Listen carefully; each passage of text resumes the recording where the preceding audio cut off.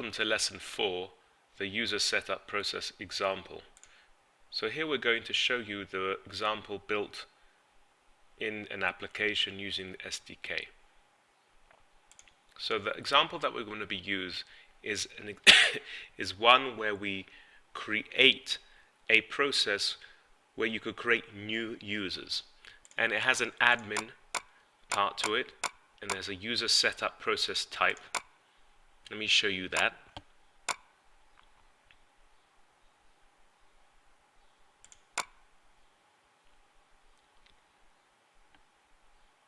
So what we have here is some default settings for new users: the language, the number of days to create a to-do, 10 and 20, the coloring, the user display profile, the different user groups, and approval. It has to go through an approval mechanism, and it has some validation for the username using an algorithm. And you'll see that this is backed by a BO, which is using a maintenance object.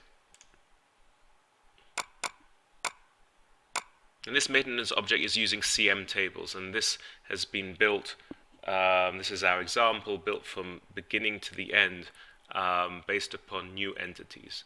So if I actually try to create a new, and this just has a service name over here, user setup type, and if we actually go into our code, you will see that this service name is used to create the new service, which we will show it soon. Let me show you how the example works. If I create a new process, I choose the type, which I just showed you, the simple type, and it creates some defaults that you can change, and I can put in a new user, let's say J. Smith.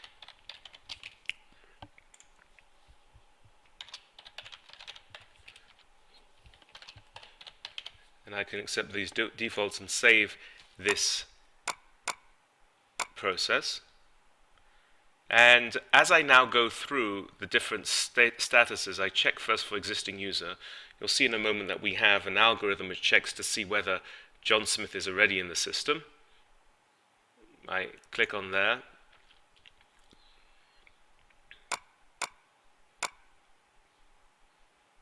And we then can't find a new user. In fact, what it has done also is create for me a log, and has a log with a to-do, and the to-do can be approved.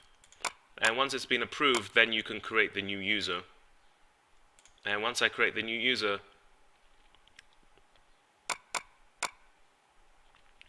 a new user has been created in the system.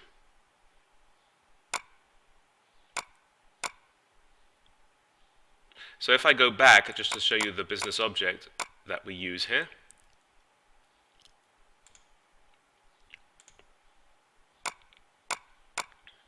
you will see that we have a few different algorithms. First of all, we have some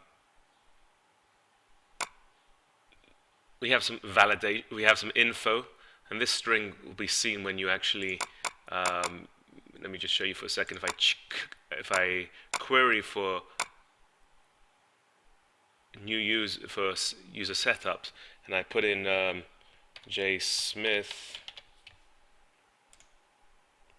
I see this particular string has been formatted by the info string on the BO. Which is over here.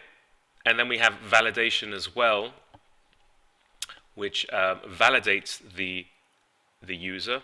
So for example, if I actually had if I just try to create a new one, and let's say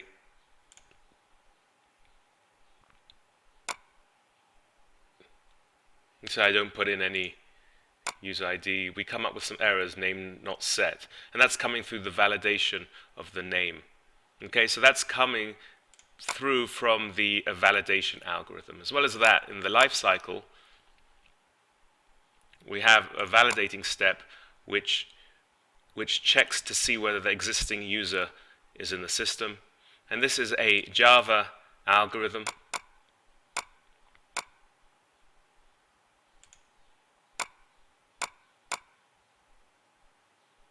As you see, all these algorithms are Java based, and they are CM, the ones I'm going to show you later on.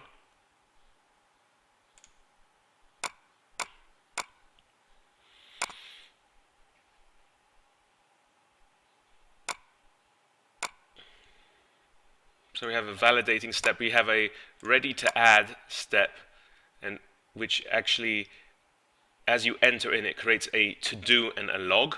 We saw the to-do and the log, which was created for the to-do. It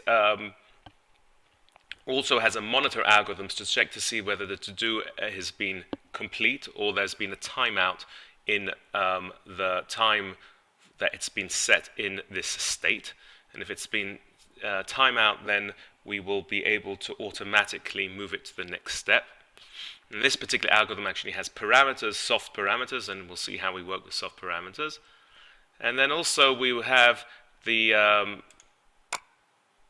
algorithm on the complete step, which creates the new user or updates the user. So these are the different algorithms that we're going to be looking at and exploring after we actually start looking at some basic ways of dealing with some code, which is going to occupy us for the next few chapters, describing code patterns, and then we'll come back to this example and look at the particular plugins that we have here.